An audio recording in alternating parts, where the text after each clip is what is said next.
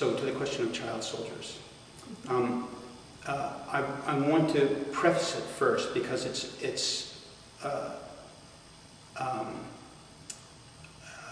an issue that gets misused or politicized. Mm-hmm.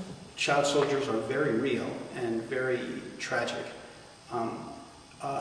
This viral Coney video that went out came out of the best intentions and has actually had concrete political results. I mean, Uganda and a coalition of African countries are now determined to step up pursuit of Coney, which is a good thing.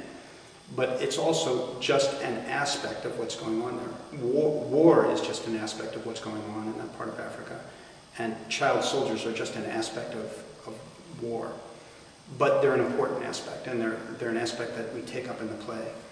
And we try to take it up in solography, or the set of plays. We try to take it up in a way that doesn't sentimentalize it, but looks at the thing itself.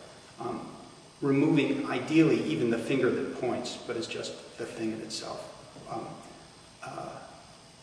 It's quite hard because it doesn't give you escape from the situation, but that's the aim.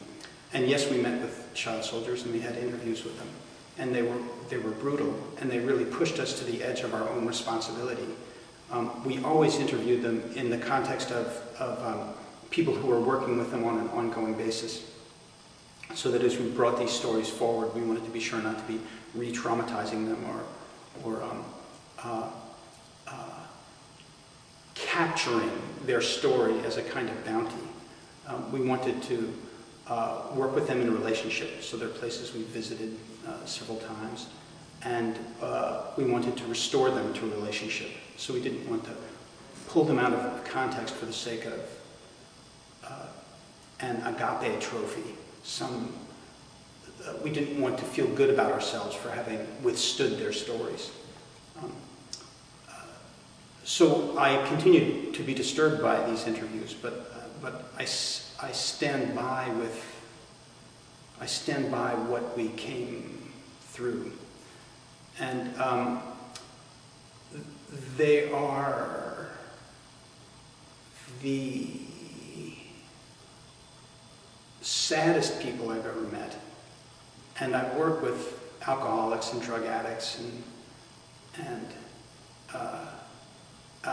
mentally ill people. The theater work takes me into these populations sometimes. There is something in these children that goes beyond that goes beyond deep mental illness.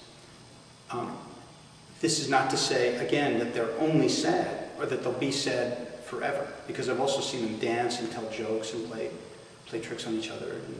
And I've seen the way they decorate their beds or their notebooks when they have notebooks. But in their damage, they're as deeply damaged as I've seen a human being be. And they have done things that are unforgivable, and they've had things done to them that are unforgivable. In that matrix, the idea of the soul is so dim, and that's what you feel being taken care of them as they recount their stories. This dimming of a soul light inside them. It's Homeric in the sense that you see the breath passing the barrier of their lips. You see their spirit going away, and they can just hang on to it. And thank God that the places we've gone, Hope North and River Blue, are two key organizations. Both of these organizations are very good at kind of fanning that light alive. There's a young woman I first met when she was about 15, and she had been raped by a soldier, and she had AIDS, and her child had AIDS. She wasn't a soldier, but she was caught up in that environment. She was like a dry leaf when I first met her. She could barely speak. But she's been taking care of herself since, and I've seen her now, several times over a 6-year period. She's physically more able. She's optimistic about her child. She's still very, very poor and needs some help, but she's on her way to a sewing machine, and that will help her.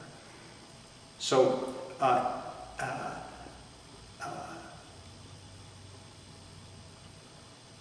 it is wrong to call Africa a tragedy based on war centered on child soldiers. That's the wrong dramaturgy.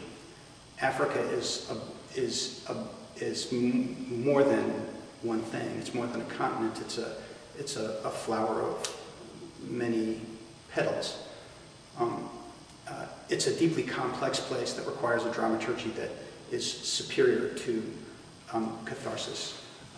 Let's feel bad about the flies at the eyes and then walk away.